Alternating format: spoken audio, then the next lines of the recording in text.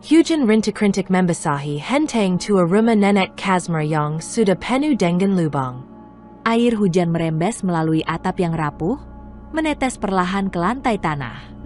Di sadat rumah kesel itu, terdengar tangisan by yang lima, menambah kesunyian malam yang sepi. Nenek Casmirah duduk di samping ayunan lusuh yang terbuat dari kain sarung tua. Tangannya yang kurus dan berkerut mengayun perlahan, mencoba menenangkan cucunya yang terus menangis. Tatapannya kosong, wajahnya kusut oleh beban hidup yang seolah tak pernah berakhir. Diam, nak, maafkan nenekmu ini. Nenek nggak bisa kasih apa-apa buat kamu, gumamnya dengan suara serak sambil menghapus air matanya yang mulai jatuh. Ia memeluk bayi itu erat-erat, tubuh mungil yang menjadi satu-satunya alasan ia bertahan hidup di dunia yang keras ini. Anaknya, satu-satunya harapan yang ia miliki, telah pergi meninggalkan jejak rasa bersalah. Seorang gadis muda yang pernah ia banggakan, kini hilang entah kemana setelah melahirkan bayi itu. Nenek Casmirah tidak tahu apakah anaknya kabur karena malu, takut, atau hanya ingin melarikan diri dari kenyataan. Yang jelas, ia kini harus memikul tanggung jawab berat untuk merawat bayi ini. Sirang malaikat kesel yang tak tahu apa-apa. Setiap pagi, ia berkeliling kampung dengan karung tua di pundaknya, mencari barang bekas untuk dijual ke pengepul. Plastik, kaleng, botol, semua ia kumpulkan dengan susah payah. Namun, penghasilan dari barang-barang itu seringkali tak cukup untuk membeli sekadar sepiring nasi atau sebotol susu untuk cucunya. Kadang-kadang ia hanya makan nasi dengan garam, atau bahkan tidak makan sama sekali, demi memastikan cucunya mendapatkan setetes susu terakhir yang ia punya. Malam itu, cucunya terus menangis. Sudah 2 hari ia kehabisan susu, dan perut bayi itu kosong. Nenek Casmirah mencoba menenangkan dengan memeluknya erat, tapi tangisan itu tak juga berhenti. Tangannya gemetar saat menyentuh perut bayi yang kempis. Hatinya mencelos. Ya Allah, apa lagi yang harus aku lakukan? Aku nggak mau cucu ini mati kelaparan, bisiknya lirih di tengah gelap. Di sudut rumah, terlihat satu-satunya barang berharga yang ia miliki, sebuah cangkir retak dengan sisa air putih. Ia menuangkan setetes demi setetes ke mulut cucunya, berharap itu bisa meredakan tangis. Namun, bayi itu tetap menangis, seolah tahu bahwa tidak ada yang bisa menggantikan rasa lapar di perutnya. Dengan tubuh yang lemah, Nenek Casmirah duduk bersandar di dinding, menatap cucunya yang akhirnya terlelap dalam tangis. Ia merasa seperti seorang pecundang, seorang ibu yang gagal, seorang nenek yang tak mampu melindungi darah dagingnya sendiri. Namun, di balik rasa putus asa itu, ada sesuatu yang terus membara. Cinta. Malam itu, Nenek Kazmir berdoa dengan air mata bercucuran. Dalam doanya, ia meminta maaf kepada Tuhan atas semua dosa-dosanya. Ia memohon kekuatan untuk bertahan dan meminta jalan keluar dari kesulitan yang seolah tak berujung. Saat pagi menjelang, rasa lapar dan tangis cucunya kembali memanggil. Nenek Casmirah tahu ia harus melakukan sesuatu. Meski hatinya penuh keraguan dan ketakutan, sebuah keputusan mulai terbentuk dalam pikirannya. Sesuatu yang belum pernah ia bayangkan sebelumnya, sesuatu yang akan mengubah hidupnya selamanya. Ia akan mencuri susu. Dengan langkah tertatih-tatih, ia mengenakan kain lusuhnya dan berjalan menuju pasar. Ia hanya mampu membeli 1 sisir buah pisang untuk dimakan cucunya selama seminggu. Nenek Casmirah pun mulai mengerok pisang itu dengan sendok lalu menyapi ke cucunya sambil sesekali diberi air putih hangat. Hari itu, langit mendung menggantung, seolah ikut menyaksikan penderitaan seorang nenek yang sudah berada di ujung keputusasaan. Beberapa minggu berlalu dalam perjuangan yang tiada akhir. Nenek Casmirah semakin merasakan beratnya beban hidup. Tubuh cucunya yang dulu sedikit berisi kini semakin kurus, tulang-tulang kecilnya terlihat jelas di balik kulit yang halus namun pucat. Tangisannya semakin sering terdengar, memecah kesunyian rumah yang hampir roboh. Di satu pagi yang suram, Nenek Casmirah duduk bersimpuh di dekat cucunya yang terbaring lemah di atas kain tipis. Tubuh bayi itu bergetar karena demam yang mulai menyerang. Mata kecilnya menatap kosong, tidak ada energi tersisa untuk menangis. Nenek Casmirah menggenggam tangan mungil cucunya yang dingin, bibirnya bergetar menahan isak. Ya Allah. Apa salah bayi ini? Kenapa dia harus menderita seperti ini? Bisiknya dengan suara serak. Ia tahu bahwa cucunya butuh susu, makanan yang layak, dan perawatan. Namun, dari mana ia bisa mendapatkannya? Setiap hari ia sudah berjalan jauh mengumpulkan barang bekas. Tapi hasilnya hanya cukup untuk membeli sedikit nasi yang sering ia utamakan untuk dirinya agar tetap kuat bekerja. Siang itu, Nenek Casmirah berdiri di ambang pintu, menatap langit kelabu yang terasa begitu jauh dari harapannya. Ia memegang kantong kain yang biasa ia gunakan untuk mengais barang bekas. Tapi langkahnya berat. Bayangan cucunya yang terbaring lemah terus menghantuinya. Akhirnya, ia memutuskan berjalan ke pasar. Langkah kakinya penuh keraguan. Tapi juga dipenuhi tekad yang bercampur dengan keputusan. Ia melangkah ke sebuah toko kecil yang ramai oleh pembeli. Di atas rak tinggi, ia melihat deretan susu formula yang tertata rapi, sesuatu yang menjadi impian mustahil bagi dirinya. Tangannya yang keriput gemetar saat menyentuh kemasan susu formula yang mengilap. Hatinya dipenuhi rasa bersalah, tapi bayangan wajah cucunya yang kelaparan menutup semua keraguannya. Dengan gerakan cepat namun penuh ketakutan, ia menyelipkan satu dus susu ke dalam kain yang ia bawa. Jantungnya berdetak kencang. "Maafkan aku," gumamnya pelan sambil melangkah keluar toko. Tubuhnya gemetar seperti daun kering yang tertiup angin. Sampai di rumah, dengan air mata bercucuran, ia membuka dus susu itu. Ia melarutkan sedikit susu di dalam air hangat yang ia rebus dengan tungku kecil di dapur. Tangannya gemetar saat ia membawa botol susu itu ke mulut cucunya. Bayi itu mengisap perlahan, matanya yang lemah menatap neneknya, seolah mengerti bahwa susu itu adalah hasil dari perjuangan. Tangi's Nenek Casmirah Peka. Ia memeluk cucunya erat sambil mengusap kepalanya. "Maafkan nenek. Nak. Maafkan nenek yang gak punya apa-apa. Nenek cuma mau kamu tetap hidup," katanya dengan suara bergetar. Naman, Raza Liga itu tak berlangsung lama. Di dalam hatinya, perasaan bersalah semakin menumpuk. Ia terus teringat pada tindakannya di toko tadi. Bagaimana jika ada yang melihat? Malam itu, udara dingin menyelimuti rumah kecil Nenek Casmirah. Hujan deras mengguyur atap bocor yang tak lagi sanggup melindungi isi rumah. Di tengah suara rintik air yang jatuh ke lantai tanah, Nenek Casmirah duduk di sudut ruangan sambil memangku cucunya. Di depannya, sebuah botol susu tergeletak setelah baru saja diminum habis oleh bayi itu. Cucunya kini tertidur pulas. Wajahnya yang tadi penuh tangis berubah tenang, dengan nafas lembut dan mata tertutup rapat. Untuk pertama kalinya dalam beberapa hari, bayi itu tidak menangis karena kelaparan. Tapi ketenangan itu tidak dirasakan oleh Nenek Casmirah. Air matanya mengalir deras, menetes di pipinya yang penuh kerutan. Ia memeluk cucunya erat, seolah ingin melindungi bayi itu dari kerasnya dunia. Namun, di balik pelukan itu, hatinya teriris. "Maafkan nenek. Nak, maafkan nenek." Nenek nggak tahu lagi harus bagaimana, bisiknya dengan suara bergetar. Tangannya yang kurus dan lemah mengusap kepala kecil cucunya. Ia menatap ke arah botol susu itu dengan perasaan bercampur aduk. Perasaan lega karena bisa mengenyangkan cucunya bercampur dengan rasa bersalah yang menghantui. Susu itu, yang kini menjadi penyelamat bagi cucunya, adalah hasil dari dosa yang tak pernah ia bayangkan akan ia lakukan seumur hidup. Nenek Casmirah menarik nafas panjang, mencoba mengusir kegelisahan yang melilit jiwanya.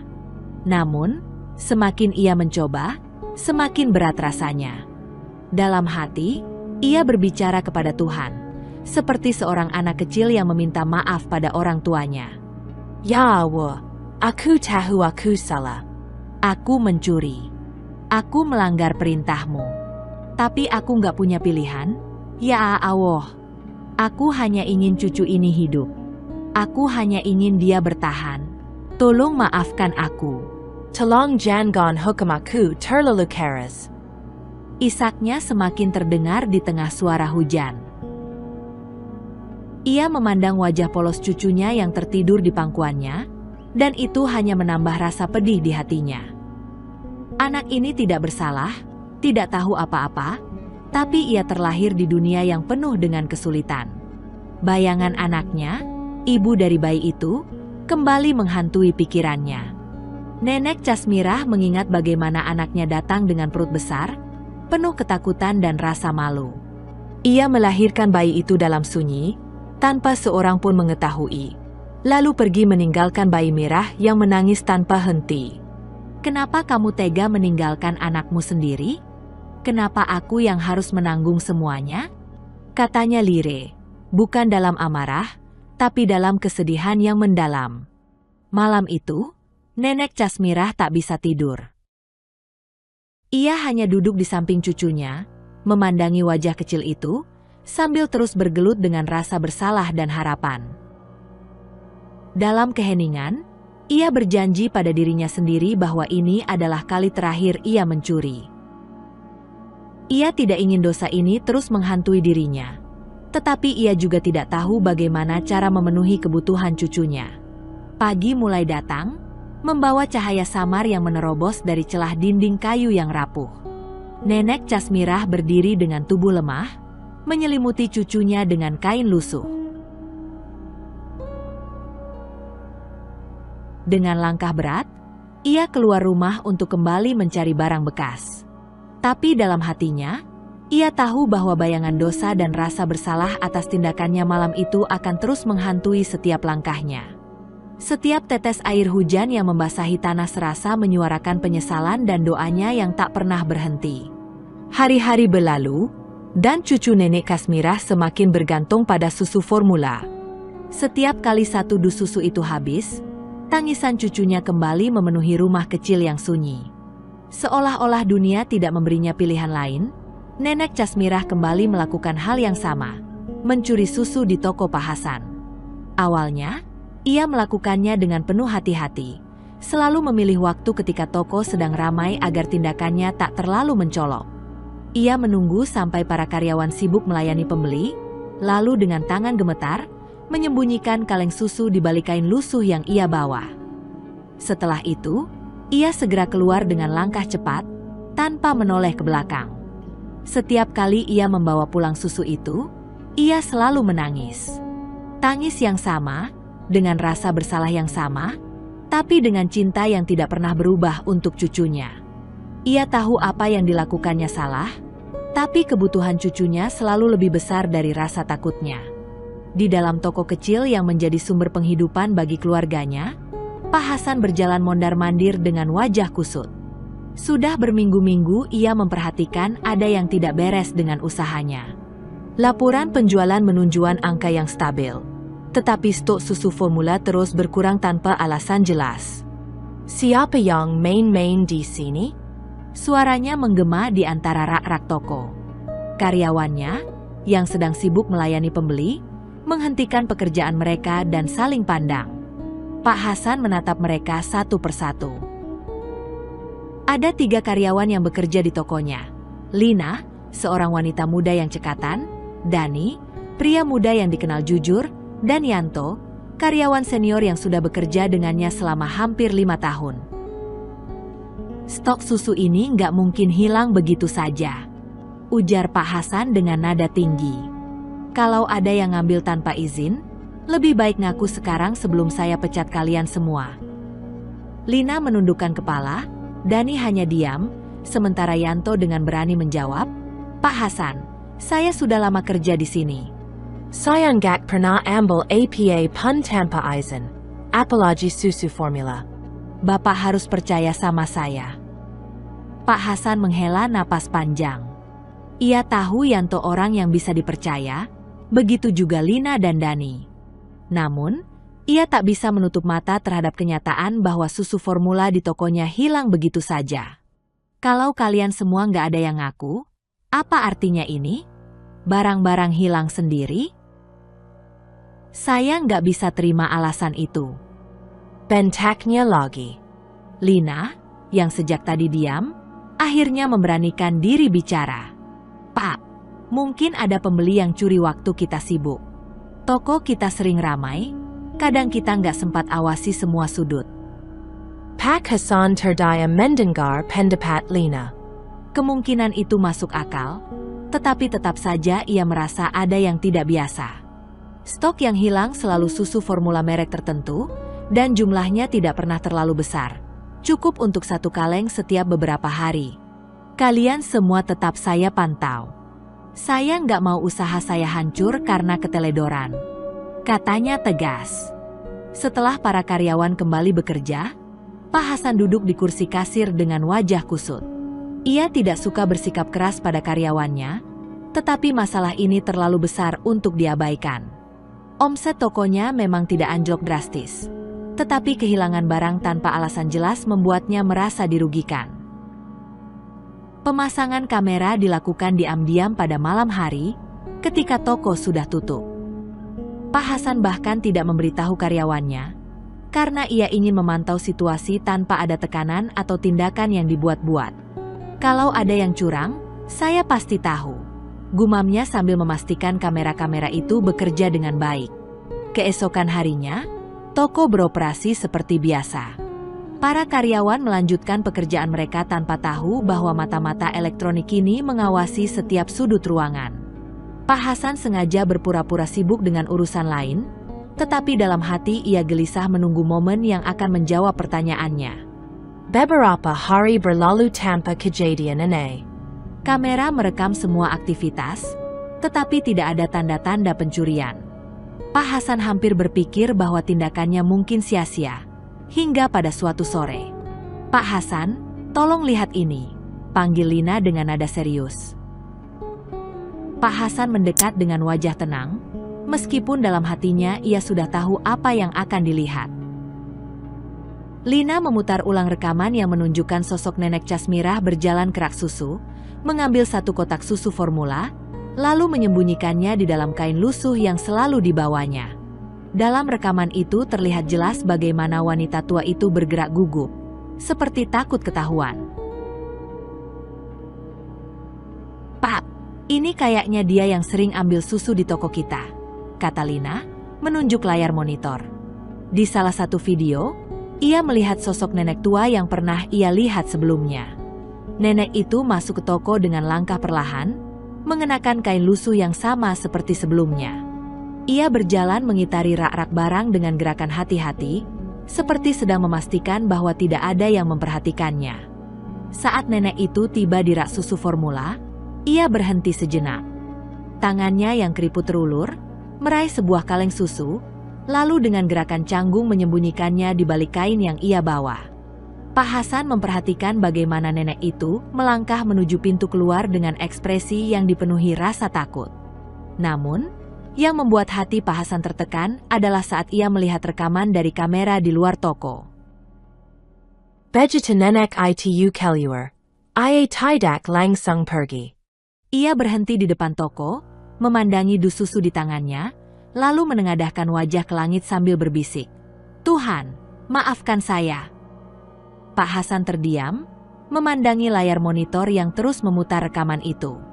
Hatinya terasa berat. Ia tahu apa yang dikatakan Dani benar, tetapi ia juga tahu lebih banyak tentang wanita tua itu daripada para karyawannya. Yanto, karyawan senior, menambahkan, "Mungkin kita perlu panggil dia, Pak. Kalau dibiarkan, ini bisa jadi kebiasaan." Namun, Pak Hasan mengangkat tangannya, memberi isyarat agar mereka semua diam. Jangan ada yang menegur dia, katanya Tigas. Ketiga karyawan itu saling pandang, bingung dengan keputusan bos mereka. Tapi, Pak, Lina mencoba membantah. Pak Hasan menatap mereka dengan mata yang penuh keseriusan. "Saya tahu apa yang saya lakukan. Jangan tanya kenapa. Yang penting, kalau nenek itu datang lagi, biarkan saja. Jangan ada yang menghentikannya." Lina, Dani, dan Yanto tidak berani membantah lebih jauh. Mereka hanya mengangguk, meskipun dalam hati masih ada rasa heran. Adegan itu membuat hati Pak Hasan mencelos. Untuk pertama kalinya, ia tidak merasa marah atau curiga, melainkan iba. Di wajah wanita tua itu, ia melihat seseorang yang berada di ujung keputusasaan, seseorang yang berjuang demi sesuatu yang lebih besar daripada dirinya sendiri. Malam itu, Pak Hasan tidak bisa tidur. Bayangan nenek tua dan dus susu formula terus menghantui pikirannya. Ia mencoba mencari jawaban dalam hatinya. Haruskah ia melaporkan wanita itu ke polisi? Atau haruskah ia memaafkannya? Di sisi lain, ia penasaran dengan cerita hidup wanita itu. Kenapa ia sampai mencuri? Apa yang membuatnya begitu terdesak? Esok harinya, Pak Hasan memutuskan untuk tidak langsung bertindak. Ia memilih menunggu hingga nenek itu kembali, lalu mengikuti wanita itu untuk mencari tahu lebih jauh tentang kehidupannya. Sore itu, seperti yang ia duga, nenek tua itu datang lagi ke tokonya. Ia melakukan hal yang sama, mengambil satu dus susu formula, menyembunyikannya di balik kain, lalu berjalan keluar dengan langkah tergesa-gesa. Pak Hasan memberi isyarat kepada karyawannya untuk tidak menghentikannya. Biarkan dia pergi, katanya dengan suara rendah. Setelah nenek itu keluar, Pak Hasan mengikuti dari kejauhan. Ia berjalan pelan, memastikan nenek itu tidak menyadari kehadirannya. Perjalanan itu membawanya ke gang sempit di pinggir kota, tempat di mana rumah-rumah kecil berdiri dengan dinding yang sudah rapuh dan atap yang nyaris roboh. Di depan sebuah rumah kecil, nenek itu berhenti. Ia masuk ke dalam, dan Pak Hasan mengintip dari luar. Di dalam rumah yang hampir kosong itu, ia melihat nenek itu membuka kaleng susu dan dengan hati-hati mencampurnya ke dalam botol. Ia mendekati seorang bayi mungil yang terbaring lemah di atas kain lusuh, lalu memberinya susu dengan penuh kasih. Air mata mengalir di pipi nenek itu saat ia berbicara kepada bayi itu. Ini untukmu, Nek. Maafkan Neni. Nenek nggak punya apa-apa lagi selain ini. Pak Hasan berdiri di luar dengan tubuh kaku. Pemandangan itu menghancurkan hatinya. Ia tidak hanya menemukan pelaku pencurian, tetapi juga sebuah cerita tentang cinta, pengorbanan, dan keputusasaan yang jauh melampaui apa yang ia duga. Setelah sampai di toko, Pak Hasan duduk sendirian di kasir, memandangi rak susu yang biasa didatangi nenek Casmirah. Ia tahu keputusan ini mungkin terlihat aneh bagi orang lain, tetapi ia tidak bisa mengabaikan perasaan yang muncul setiap kali melihat rekaman itu. Ia teringat pemandangan di rumah nenek Casmirah, bayi mungil yang kurus dan nenek tua yang menangis sambil memberi susu. Pemandangan itu tidak akan pernah bisa ia lupakan. Biar Allah yang menilai, gumamnya pelan. Kalau aku bisa membantu sedikit saja, mungkin itu sudah cukup.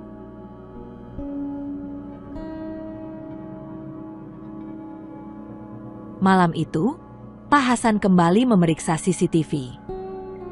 Ia memperhatikan rekaman dari beberapa hari terakhir, mencoba memahami lebih jauh kebiasaan nenek Casmirah. Dari rekaman itu, ia melihat pola yang sama.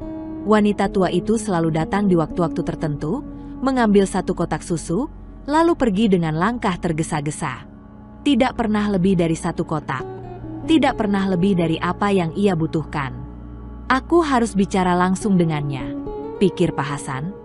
Keputusan itu mulai tumbuh dalam dirinya. Ia tidak ingin hanya menjadi saksi bisu dari penderitaan nenek itu. Jika wanita tua itu mencuri karena terpaksa, maka mungkin ia bisa membantu dengan cara yang lebih baik. Hari-hari berikutnya, Pak Hasan tidak lagi hanya menunggu nenek itu datang. Ia mulai memikirkan rencana untuk bertemu dan menawarkan bantuan, tanpa membuatnya merasa terhina. Dalam diam, belas kasih tumbuh di hati Pak Hasan, mengalahkan amarah dan kecurigaan yang sebelumnya sempat ada. Hari itu, Pak Hasan sengaja meluangkan waktu untuk memantau toko dari kejauhan. Seperti yang sudah ia duga, nenek Casmirah kembali muncul. Ia datang dengan langkah perlahan, mengenakan pakaian lusuh yang sama. Pak Hasan mengamati dari balik kaca, memastikan wanita tua itu tidak menyadari kehadirannya. Setelah beberapa menit berkeliling di dalam toko, Nenek Casmirah kembali melakukan hal yang sama. Ia mengambil satu kotak susu formula, menyembunyikannya di balik kain, lalu pergi keluar dengan langkah tergesa-gesa. Pak Hasan segera keluar, menjaga jarak aman, dan mulai mengikutinya. Langkah wanita tua itu lambat, seperti menanggung beban berat di pundaknya. Jalan yang ia tempuh membawa Pak Hasan ke ganggang sempit di pinggiran kota, jauh dari keramaian. Semakin jauh mereka berjalan, semakin jelas terlihat lingkungan yang penuh dengan kemiskinan. Akhirnya, Nenek Casmirah berhenti di depan sebuah rumah kecil yang nyaris roboh.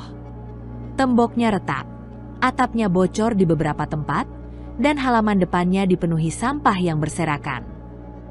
Wanita tua itu masuk ke dalam tanpa menyadari bahwa ia sedang diikuti. Pak Hasan berdiri di luar pintu yang setengah terbuka, mengintip ke dalam. Pemandangan yang ia lihat membuat dadanya sesak. Di dalam rumah itu, tidak ada perabotan mewah, hanya sebuah tikar tipis yang terhampar di lantai. Di sudut ruangan, seorang bayi mungil terbaring di atas kain lusuh. Bayi itu tampak lemah, tubuhnya kurus dengan kulit yang terlihat transparan. Nenek Casmirah duduk di samping bayi itu, membuka kotak susu formula yang baru ia ambil, dan mulai mencampurnya dengan air hangat. Tangannya gemetar saat menyuapi bayi itu dengan hati-hati. "Minumlah, nak." "Maafkan nenek." "Ya." "Nenek gak punya apa-apa lagi," ucapnya dengan suara lirih, matanya berlinang air mata. Pak Hasan merasa hatinya hancur melihat pemandangan itu. Ia mundur beberapa langkah, mencoba mencerna apa yang baru saja ia lihat. Di luar rumah, ia berdiri terpaku, menahan emosi yang bergolak di dadanya. Ia tidak hanya menemukan seorang pencuri, tetapi seorang nenek yang berjuang mati-matian untuk mempertahankan hidup cucunya. Setelah menguatkan diri, Pak Hasan mengetuk pintu rumah yang hampir roboh itu. Ketukan kecilnya membuat Nenek Casmirah terkejut. Dengan wajah bingung, ia membuka pintu dan melihat Pak Hasan berdiri di sana. "Siapa ya?" tanya Nenek Casmirah dengan suara gemetar. Pak Hasan mencoba tersenyum untuk menenangkan wanita tua itu. "Ibu, saya pemilik toko tempat ibu sering membeli atau mengambil susu." Wajah Nenek Casmirah seketika pucat. Ia melangkah mundur dengan gemetar, seolah takut Pak Hasan datang untuk menghakiminya. "Pak, maafkan saya. Saya nggak punya pilihan lain," ujarnya sambil terisak. Pak Hasan masuk ke dalam rumah dengan pelan. "Bu, tenang dulu. Saya nggak datang untuk memarahi ibu atau menuntut apa pun. Saya cuma ingin tahu, kenapa ibu sampai harus mengambil susu dari toko saya." Nenek Casmirah duduk di tikar lusuh itu, menggendong cucunya yang tertidur lemah. Sambil menangis, ia mulai bercerita. "Pak, anak saya meninggalkan bayi ini begitu saja setelah melahirkan. Dia kabar ente kemana? Nggak pernah kembali. Saya nggak punya siapa-siapa lagi. Suami saya sudah lama meninggal, dan hidup saya cuma bergantung pada mengumpulkan barang bekas." Ia menarik napas panjang, mencoba menenangkan dirinya. "Bayi ini nggak punya siapa-siapa selain saya. Tapi saya nggak punya uang, Pak. Untuk makan saja susah, apalagi beli susu formula. Saya tahu mencuri itu dosa besar, tapi saya nggak bisa biarkan dia kelaparan." Pak Hasan mendengarkan dengan seksama, menahan air mata yang hampir tumpah. Ia melihat tangan nenek itu yang sudah keriput dan tubuhnya yang tampak lemah. "Wanita ini jelas telah melalui begitu banyak penderitaan. Setiap kali saya ambil susu di toko Bapak, saya selalu berdoa agar Tuhan memaafkan saya." "Saya nggak mau mati masuk neraka, Pak. Tapi apa yang harus saya lakukan? Bayi ini terlalu kecil untuk mengerti penderitaan dunia ini." Suara Nenek Casmirah pecah menjadi isakan.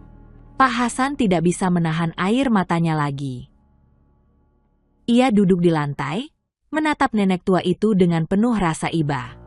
Bu, kenapa ibu nggak bilang ke saya dari awal? Kalau saya tahu, saya pasti bantu. Nenek Kasmira hanya menggiling. Orang seperti saya, Pak. Siapa yang peduli? Saya cuma takut diusir, dimarahi, atau dipenjara. Itu yang selalu saya pikirkan. Pak Hasan menghela napas panjang. Ia menatap bayi yang tidur di pangkuan nenek itu, lalu berkata dengan suara yang dipenuhi emosi. Bu, mulai sekarang, ibu nggak perlu lagi mencuri. Saya akan bantu ibu. Saya akan kasih susu formula untuk bayi ini, dan saya akan cari cara agar ibu nggak perlu hidup seperti ini lagi. Nenek Kasmirah menatap Pak Hasan dengan mata yang penuh haru. Bapak serius? Tanyanya dengan suara bergetar. Pak Hasan mengangguk. Iya, Bu. Ibu sudah cukup menderita. Mulai sekarang, biarkan saya membantu. Hari itu, Pak Hasan tidak hanya kembali dengan jawaban atas misteri hilangnya susu di tokonya, tetapi juga dengan sebuah keputusan besar. Ia merasa bahwa membantu nenek Kasmirah dan cucunya adalah panggilan hati yang tidak bisa ia abaikan. Setelah mendengar kisah pilu dari nenek Kasmirah, Pak Hasan merasa hatinya dipenuhi oleh perasaan yang tak bisa dijelaskan. Setiap kata yang keluar dari mulut nenek itu menggerakkan hatinya, mengingatkannya akan pentingnya kemanusiaan, belas kasihan, dan pengorbanan. Tanpa pikir panjang, Pak Hasan tahu apa yang harus ia lakukan. Ia menatap nenek Kasmirah dengan mata yang lembut, mencoba menenangkan wanita tua itu yang masih terisak. Bu, mulai sekarang, ibu nggak perlu lagi khawatir soal susu atau makanan untuk cucu ibu. Saya akan bantu. Nenek Kasmirah menatap Pak Hasan dengan bingung, seakan tak percaya dengan apa yang baru saja didengarnya. Bapak benar-benar mau bantu saya? Suaranya penuh keraguan, namun ada harapan yang mulai tumbuh di matanya. Betul, Bu, jawab Pak Hasan dengan tegas. Saya tahu hidup ibu sulit, dan saya nggak bisa hanya diam saja setelah tahu keadaan ibu seperti ini. Ibu bisa bekerja di toko saya. Ada gudang Kessel di belakang yang kosong. Ibu bisa menjaga gudang itu, merapikan barang-barang yang ada di sana. Tentunya saya akan bayar ibu dengan wajar. Nenek Kasmira terdiam. Matanya berkekakaka. Tapi, saya sudah tua, Pak. Saya nggak tahu kalau bisa bekerja seperti itu. Pak Hasan tersenyum lembut. Jangan khawatir, Bu. Ini pekerjaan ringan. Ibu hanya perlu menjaga gudang dan memastikan barang-barang tetap teratur. Itu saja. Dan sebagai tambahan, saya juga akan memberikan susu gratis untuk cucu ibu setiap bulan, untuk memastikan dia tumbuh dengan sehat. Air mata mengalir di wajah nenek Kasmirah. Terima kasih, Pak. Terima kasih banyak. Saya nggak tahu harus bagaimana mengucapkan terima kasih. Saya sudah merasa seperti orang yang tak berguna, tapi sekarang saya merasa ada harapan. Pak Hasan hanya tersenyum, merasa lega bisa membantu. Tidak ada yang perlu ibu terima kasihkan. Saya cuma ingin membantu sebisanya. Sejak hari itu, hidup nenek Kasmirah mulai berubah. Dengan pekerjaan yang diberikan oleh Pak Hasan, ia tidak perlu lagi mencuri susu atau merasa takut akan kekurangan. Setiap pagi, ia pergi ke toko dan bekerja merapikan gudang kecil di belakang toko. Pekerjaan itu tidak berat, namun cukup memberinya rasa aman. Lebih penting lagi, ia bisa merawat cucunya dengan lebih baik, tanpa harus hidup dalam rasa takut dan kesulitan. Selain itu, susu gratis yang diberikan Pak Hasan setiap bulan menjadi penyelamat bagi bayi itu. Nenek Kasmirah bisa memberikan makanan yang layak untuk cucunya, sesuatu yang dulu hanya bisa ia impikan. Beberapa bulan berlalu, dan hidup nenek Kasmira semakin membaik. Meski hidupnya masih sederhana, ada kedamaian yang kini mengisi setiap hari-harinya. Ia tidak lagi merasa cemas setiap kali cucunya menangis karena lapar, karena ia tahu susu selalu tersedia untuknya. Pekerjaan di toko Pak Hasan memberinya rutinitas dan kebanggaan. Ia bangga bisa bekerja dengan tangannya sendiri, meski hanya menjaga gudang. Pak Hasan selalu mengingatkannya untuk istirahat dan memberinya semangat agar tidak merasa terlalu lelah. Suatu pagi, ketika Nenek Casmirah sedang membersihkan rak-rak gudang, Pak Hasan datang menghampirinya. "Bagaimana kabar cucu ibu?" tanyanya sambil tersenyum. Nenek Casmirah tersenyum lebar. Sinyam yang penuh dengan rasa syukur. "Alhamdulillah, Pak. Dia tumbuh dengan baik. Sekarang dia lebih aktif, lebih sehat. Terima kasih banyak, Pak, atas semua bantuan ini." Pak Hasan hanya mengangguk. "Itu yang paling penting, Bu. Saya senang mendengarnya." Di mata Pak Hasan, Nenek Casmirah bukan hanya seorang wanita tua yang hidup dalam kesulitan, tapi juga seorang pejuang. Ia telah melewati begitu banyak cobaan, dan meskipun sudah tua, ia tetap tak menyerah. Pak Hasan sering merenung tentang betapa besar kasih sayang yang ditunjukkan oleh Nenek Casmirah terhadap cucunya. Keputusan untuk membantu mereka ternyata bukan hanya memberikan perubahan bagi mereka, tetapi juga untuk dirinya sendiri. Pak Hasan mulai merasa bahwa hubungan mereka lebih dari sekadar hubungan antara pemilik toko dan pekerja. Ada ikatan kemanusiaan yang kuat di antara mereka. Setiap kali ia melihat Nenek Casmirah bekerja, ia merasa bangga. Ia tidak hanya membantu seseorang yang membutuhkan, tetapi juga ikut serta dalam memberikan hidup yang lebih baik bagi orang lain. Hari demi hari, hubungan antara Pak Hasan dan Nenek Casmirah semakin erat. Pak Hasan sering mengunjungi rumah Nenek Casmirah untuk memastikan cucunya sehat. Dan setiap kali ia melakukannya, Nenek Casmirah selalu menyambutnya dengan rasa terima kasih yang tulus. Suatu sore, saat Pak Hasan datang ke rumah Nenek Casmirah untuk memberikan susu bulanan, ia melihat bayi itu tertidur nyenyak di pelukan neneknya. Nenek Casmirah menatap cucunya dengan penuh kasih sayang. Dan Pak Hasan melihat betapa jauh hidup mereka telah berubah. "Aku nggak tahu bagaimana hidupku akan berjalan tanpa bantuanmu, Pak," kata Nenek Casmirah dengan suara pelan, penuh emosi. Pak Hasan tersenyum dan berkata, "Itulah yang kita lakukan sebagai manusia, Bu. Kita saling membantu. Tidak ada yang lebih indah daripada melihat orang lain bahagia." Dengan bantuan Pak Hasan, hidup Nenek Casmirah kini dipenuhi dengan rasa syukur dan kebahagiaan yang sederhana. Ia tidak hanya mendapatkan susu gratis dan pekerjaan yang layak, tetapi juga mendapat kasih sayang dan perhatian yang selama ini ia rindukan. Dalam hati kecilnya, ia tahu bahwa kasih sayang yang diberikan Pak Hasan adalah sesuatu yang tak ternilai harganya, dan ia berjanji untuk menjaga cucunya dengan sepenuh hati, menjalani kehidupan baru yang penuh dengan harapan.